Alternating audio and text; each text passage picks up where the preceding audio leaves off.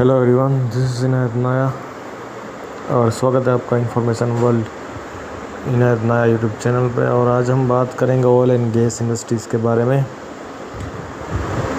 तो सबसे पहले हम ओवरव्यू देखेंगे, बेसिक्स, जो कि ऑयल एंड गैस रिलेटेड है, oil and gas industries related. तो अगर हम ऑयल एंड गैस इंडस्ट्रीज़ की बात करें तो ये एक जो हमें petrol, gas, kerosene, diesels, fuels provide करता है, जो क्रूड को केमिकल प्रोसेस करके हमें जो मिलता है, जैसे कि एयर जेट केरोसिन, जेट के लिए जो यूज़ होता है केरोसिन, फिर पेट्रोल है, डीजल है, केरोसिन है, गैस है, इत्यादि हमें ऑयल एंड गैस इंडस्ट्री द्वारा प्राप्त किए जाते हैं। तो आज हम ऑयल एंड गैस इंडस्ट्री के मेंटेनेंस के बारे में और उसमें क्या क्या जॉब होते हैं, कौन से डिपार्टमेंट, कौन से प्लांट होते हैं, उसके बारे में हम देखेंगे। तो चलिए शुरू करते हैं। सबसे पहले अगर हम बात करें तो ऑयल एंड गैस इंडस्ट्री में कुछ आपको प्लांट्स देखने को मिलेंगे। जितना ही बड़ा इंडस्ट्री होगा जितना ही बड़ा ऑयल एंड गैस का इंडस्ट्री होगा उतना ही उसमें ज़्यादा प्लांट रहेंगे। जैसे कोकर प्लांट है, क्रूड है, FCCU प्लांट है, एरोमेटिक्स है, हाइड्रोटेटर, हाइड्रोजन, RTF, ये जनरल स्टोरेज के लिए होता है, यूटिलिटी है, ETP है, RRTF, SPIB, CPP, PP, इस तरह के नाम के आपको प्लांट देखने को मिलेंगे, जो अलग अलग प्रोसेस करके हमें ये फ्लूइड्स प्रोवाइड करते हैं। और अगर हम ऑयल एंड गैस इंडस्ट्री में जॉब्स मतलब किस तरह के जॉब्स अगर उसमें रहेंगे, तो अगर हम उसमें देखें तो civil, mechanical, IT, electrical, operation department, HSE department, security department है। जिसे oil and gas industry civil, mechanical और इलेक्ट्रिकल डिपार्टमेंट के बिना अधूरी है। और ऑपरेशन डिपार्टमेंट जो केमिकल इंजीनियर्स रहते हैं उसमें। तो सिविल में तो जैसे कि सिविल मेंटेनेंस हो गया, मैकेनिकल डिपार्टमेंट ऑफ प्रोसेस देखते हैं, IT, इंफॉर्मेशन टेक्नोलॉजी, ये पूरा प्लान को एक स्मार्ट वे प्रोवाइड करते हैं कम्युनिकेट के लिए। और इलेक्ट्रिकल डिपार्टमेंट हो गया जो पावर के रिलेटेड है, ऑपरेशन डिपार्टमेंट जो पूरा प्लांट का प्रोसेस रिलेटेड ये लोग देखते हैं। और सबसे अहम और सुरक्षा के लिए जिम्मेदार HSE डिपार्टमेंट, और इन सबको कंट्रोल करने के लिए, लेबर को कंट्रोल करने के लिए एक रूल को फॉलो करवाने के लिए जो डिपार्टमेंट, और सेफ्टी के लिए भी आप बोल सकते हैं तो सिक्योरिटी डिपार्टमेंट है। अगर हम ऑयल एंड गैस इंडस्ट्रीज़ के जनरल इक्विपमेंट्स की बात करें, स्टैटिक इक्विपमेंट हो या रोटेटिंग इक्विपमेंट हो, तो उसमें हीट एक्सचेंजर है, डिस्टिलेशन कॉलम है, वेसल्स हैं, रिएक्टर हैं, हीटर हैं, फिन फैन पंप है, और कंप्रेसर्स हैं, बॉयलर्स हैं, टैंक, वाल्व, गेट वाल्व, ये सब आपको फिटिंग्स है, पाइपलाइंस है, ये सब आपको ऑयल एंड गैस इंडस्ट्री में देखने को, अलग अलग प्लांट्स में देखने को मिलेंगे आपको। जैसे हीट एक्सचेंजर, तो उसका काम है हीट ट्रांसफ़र करना, फ्लूइड, दोनों फ्लूइड के बीच में हीट ट्रांसफ़र कर सकते हैं। फ्लूइड्स को हीट, अगर गर्म है तो उसको ठंडा कर सकते हैं, ठंडा है तो उसको गर्म कर सकते हैं। और डिस्टिलेशन कॉलम है, वो फ्लूइड सेपरेशन के लिए सेपरेट कर देता है वो फ्लूइड्स को। जो वेसल्स हैं वो हम डिसाइडेड टेम्परेचर पे उसको फ्लूइड्स को स्टोर कर सकते हैं। फिर रिएक्टर है, जिसके अंदर different types of chemical process रहते हैं, जिसकी वजह से हमें जो कुछ फ्लूइड्स चाहिए उस हिसाब से हम उसको केमिकल या कैटालिस्ट उसको ऐड करके हम उसको प्रोवाइड कर सकते हैं। फिर हीटर हो गया, फिन फैन हो गया है इधर पे, यहाँ पे। और पंप, अगर ये सभी ज़रूरी इक्विपमेंट्स हैं, लेकिन पंप हो गया, कंप्रेसर हो गया, ये सब रोटेटिंग इक्विपमेंट है। फिन फैन, ये भी रोटेटिंग इक्विपमेंट से इनके मेंटेनेंस के लिए अलग से एक टीम तैयार की जाती है, जो रोटरी टीम कह के हम उसको बुला सकते हैं। पंप में भी आप जानोगे तो डिफरेंट टाइप्स ऑफ और नॉन डायनेमिक और डायनेमिक है, रेसिप्रोकेटिंग और सेम एज कंप्रेसर में। सेंट्रीफ्यूगल पंप देखने को मिलेंगे, सेंट्रीफ्यूगल कंप्रेसर देखने को मिलेगा। अच्छा, अगर हम दोनों के बीच में डिफरेंस और अगर उसका फंक्शन जाने तो पंप है वो फ्लूइड को ट्रांसपोर्ट के लिए यूज़ होता है और कंप्रेसर है वो एयर और गैस को कि हम कंप्रेसर की मदद से ट्रांसपोर्ट कर सकते हैं। फिर अगर डिफरेंट बात हो गई तो बॉयलर हो गया, टैंक हो गया जो हम स्टोर करके रख सकते हैं हमारे लिक्विड को, फ्लूइड्स को।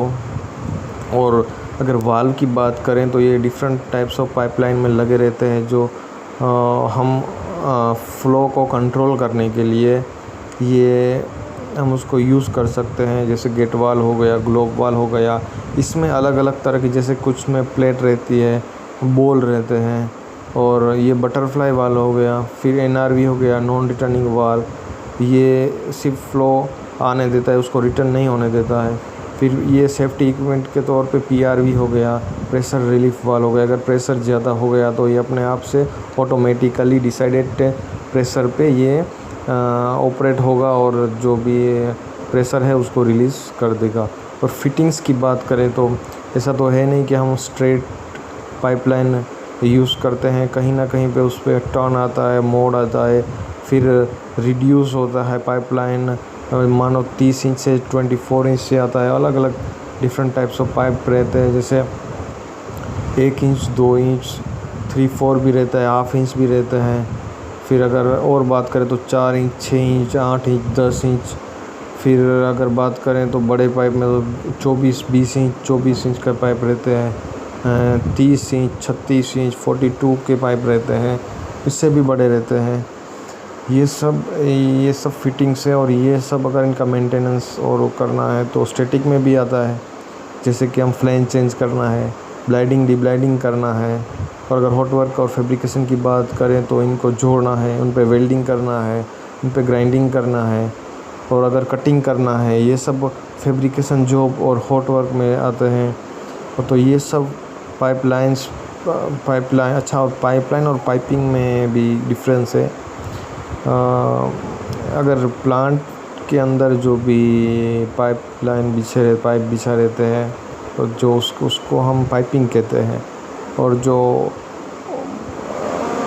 बाहर में कहीं पे अगर आप जाओगे, जैसे स्टोरेज टैंक के SPM से वो पाइपलाइन रहते हैं, और जैसे ट्रांसपोर्ट करने के लिए लॉन्ग डिस्टेंस वो सब पाइपलाइन में आते हैं, पाइपलाइन जॉब में आते हैं। जी हाँ, सबसे पहले और हम बात करें तो अगर जनरल इक्विपमेंट्स हो गया या कुछ भी काम हो गया, सिविल मैकेनिकल या कोई भी काम हो गया, उसको करने के लिए सबसे पहले हमको जो भी डिपार्टमेंट के हेड हैं उससे, या जो भी रिस्पॉन्सिबल पर्सन है तो उससे हमको परमिट लेना होगा।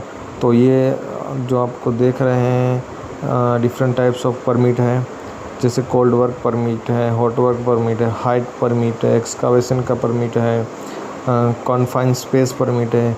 इस कॉन्फाइंड स्पेस के लिए डिफरेंट एक ट्रेनिंग सेशन रहता है और उसमें स्पेशल पर्सन को बुलाया जाता है। ये काफ़ी हाई रिस्क की जॉब है जिसके अंदर टॉक्सिक गैस रहते हैं। उसके अंदर एक हम गैस डिटेक्शन मशीन को ला के हम उसको डिटेक्ट करने के बाद ही हम उसको उस पर जॉब कर सकते हैं। ये काफ़ी इम्पोर्टेंट है। और अगर जॉब डिटेल की बात करें तो स्टैटिक इक्विपमेंट मेंटेनेंस जो आपने ऊपर देखा, हीट एक्सचेंजर हो गया, डिस्टिलेशन कॉलम हो गया, इनका सबका मेंटेनेंस करने के लिए इन सब का मेंटेनेंस होता है, तो उसके लिए एक जॉब होता है, इसके लिए एक टीम होती है। स्टैटिक वर्क हो गया, जैसे कहीं पे काम करना है, कोई भी चालू लाइन में काम करना है, जैसे स्टैटिक जॉब है, जैसे कि हम स्ट्रेनर रहते हैं। स्ट्रेनर किसे कहते हैं? तो ये एक तरह की सक्शन लाइन में होता है जो कि कोई अनवांटेड मटेरियल अगर आ जाता है तो पंप को ख़राब कर देता है, तो उसको रोकने के लिए जो हम यूज़ करते हैं उसको स्ट्रेनर कहते हैं। स्टैटिक वर्क हो गया, हॉट वर्क फैब्रिकेशन, जैसे कि आपको बताया कि कहीं पे वेल्डिंग करना है या जॉइंट मारना है हमको, या अलग नए तरीके से हमको पाइपिंग का काम करना है इत्यादि, और ग्राइंडिंग करना है, गैस कटिंग करना है, ये सब हॉट वर्क फैब्रिकेशन में या फैब्रिकेशन आप परमिट में आएंगे या हॉट वर्क परमिट में, हॉट वर्क जॉब में आ गए, इसके लिए भी एक स्पेशल टीम रखी जाती है। ये काफ़ी हाई रिस्क की जॉब है। अगर रोटेटिंग वर्क की बात करें तो जैसे आपको बताया फिन फैन पंप रेसिप्रोकेटिंग, उनका मेंटेनेंस करने के लिए, उनको प्रॉपर तरीके से मेंटेन करने के लिए हम जो भी टीम लाते हैं, जो भी काम कर रहे हैं वो रोटेटिंग इक्विपमेंट में रोटरी वर्क में आता है। और इंसुलेशन का वर्क हो गया, जैसे किसी भी टेम्परेचर कंट्रोल करने के लिए, किसी भी पाइप में टेम्परेचर कंट्रोल करने के लिए अगर हम मटेरियल यूज़ करना है या उसको सेम एज टेम्परेचर पे रखना है या कम ज़्यादा टेम्परेचर पे रखना है, तो उसके लिए अलग से सीट्स आती हैं।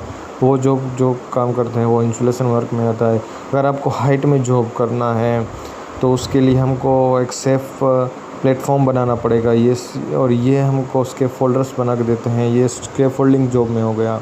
और अगर प्लांट को अच्छी तरीके से रखना है, जो कि अच्छा दिखना चाहिए, प्लस स्टैंडर्ड के हिसाब से पेंट होना चाहिए, उसमें कलर कोडिंग होना चाहिए, तो ये सब पेंटिंग डिपार्टमेंट करते हैं। और जहाँ पे सिविल वर्क करना है, जैसे कि पंप को बिठाने के लिए सबसे पहले हमको फाउंडेशन बनाना पड़ेगा। तो ये फाउंडेशन के लिए हमको सिविल मेंटेनेंस में आता है, तो सिविल वर्क की लेबर की ज़रूरत पड़ेगी और सिविल डिपार्टमेंट की हमको ज़रूरत पड़ेगी। और पूरे प्लान को स्टार्ट करने के लिए मेन जो और सबसे पावरफुल है ये इलेक्ट्रिकल डिपार्टमेंट है। तो इलेक्ट्रिकल डिपार्टमेंट में और इंस्ट्रूमेंट की बात करें तो डिफरेंट पाइपलाइंस पे अगर अलग अलग इंस्ट्रूमेंट रहते हैं जो हमें प्रेशर्स, टेम्परेचर का इत्यादि और डेंसिटी हो गया, सब इम्पोर्टेंस स्मॉल मेज़रमेंट करके देते हैं। ये इंस्ट्रूमेंट जॉब हो गया। और ऑपरेशन पूरा प्रोसेस चलाते हैं, तो प्लांट का प्रोसेस चलाते हैं। तो ये सब डिपार्टमेंट अपनी एक अहमियत रखता है और सबका होना ज़रूरी है। किसी के भी बनकर प्लांट रुक सकता है। तो ये एक स्मॉल इंफॉर्मेटिव वीडियो हो गया। और भी वीडियो हम अपलोड करेंगे, फ़ोटो के साथ अपलोड करेंगे और प्रैक्टिकल भी आपको दिखाएंगे। अभी तक के लिए इतना है। Thank you very much.